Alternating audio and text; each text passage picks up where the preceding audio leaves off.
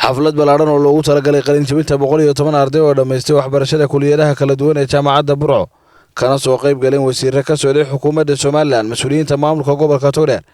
ku jira jaamacadda Burco waalidiin arday iyo marshar badan ayaa lagu qabtay hoolka jaamacadda Burco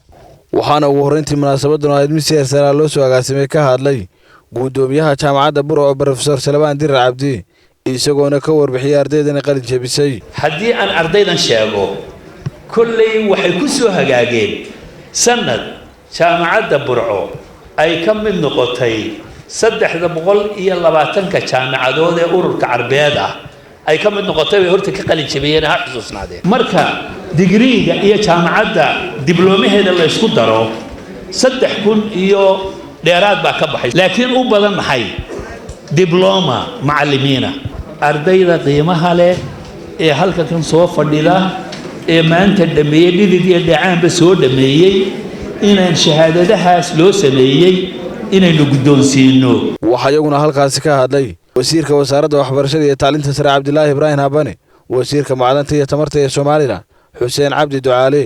iyo gudoomiyaha gobolka Togdheer Maxamed Ibrahim Aadan iyagoona u hambaliyay ardaydan qalin jabisay tacliinta haddaan xoojino horumarkii waan gaadhaynaa laakiin tacliinta laga sinaysta maaha watu rasmi weeyaan inta lagu baraa waa inay ka muuqataa haddaanay ka muuqanayn oo noloshaada waxba ka bedelaynin waxba kama jiraan dadaalka idinkuna wada timaadeen waxbarashaduna way la timiday annagu kolba qofkii dadaalu man ag joogaynaa mar labaad iyo mar saddexaadba aad iyo aad